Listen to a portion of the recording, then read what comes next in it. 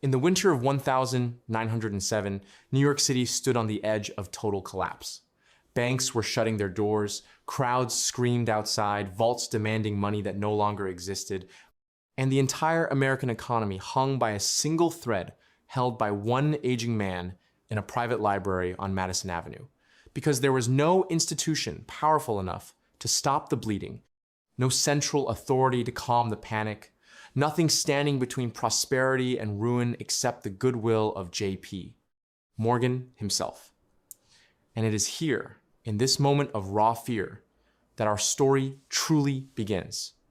Welcome back to Financial Empire, the channel where we dig beneath the headlines and the textbooks to uncover the hidden machinery of money, power, and human ambition that built the world we live in today. And today we're asking a question most people never think to ask. Why do central banks even exist?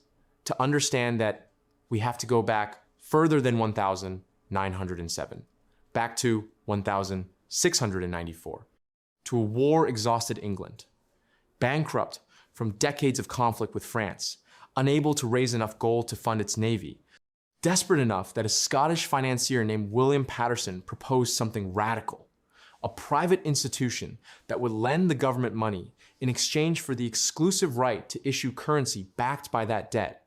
And so the Bank of England was born, not as a symbol of stability, but as a financial lifeline stitched together in crisis. And for the first time in history, a nation's money supply became tied to a centralized institution rather than scattered gold coins in 1,000 merchant vaults. This idea would cross the Atlantic, but America resisted it fiercely. The Founding Fathers argued bitterly over it. Alexander Hamilton believed a national bank was essential to hold the young country together, while Thomas Jefferson feared it would concentrate dangerous power in the hands of a few. And for over a century, the United States lived without a true central bank, lurching from boom to bust, panic to panic. In 1837, in 1857, in 1873, each time the economy would overheat. Banks would collapse like dominoes. Farmers would lose their land, workers would lose their savings, and there was no safety net, no lender of last resort, just chaos, followed by silence, followed by suffering. And then came 1907, the panic that finally broke the nation's patience. It started with a failed attempt to corner the copper market, a scheme so reckless it triggered a run on trust companies. And within days, the panic spread like wildfire through Wall Street.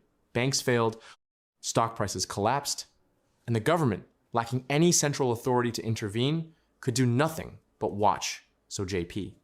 Morgan, the most powerful banker in America, locked himself in his private library with the heads of every major bank in New York, and through sheer force of will and personal fortune, he coordinated a bailout that saved the American financial system. But this moment terrified the nation's leaders, because it proved something deeply unsettling.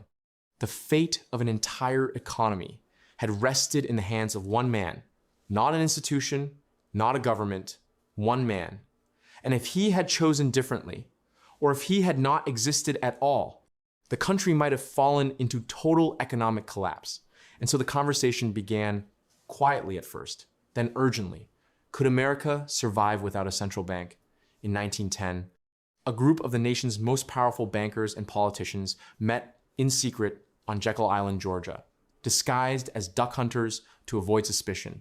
And there, behind closed doors, they drafted the blueprint for what would become the Federal Reserve System, established in 1913, designed not to serve any single banker's interests, but to act as a stabilizing force, a lender of last resort, a regulator of the money supply, an institution meant to prevent the kind of panic that had nearly destroyed the country just 6 years earlier. And this is the pattern you will find again and again throughout history. Central banks were never created in times of peace and prosperity. They were born from fire, from panic, from the desperate realization that an economy too big to fail needs an institution too strong to fail with it. From the Bank of England's war debts to America's Federal Reserve, these institutions exist because humanity learned again and again the hard way, that money without control is chaos waiting to happen. And that is the real story behind the birth of central banking, not a story of greed, but a story of survival.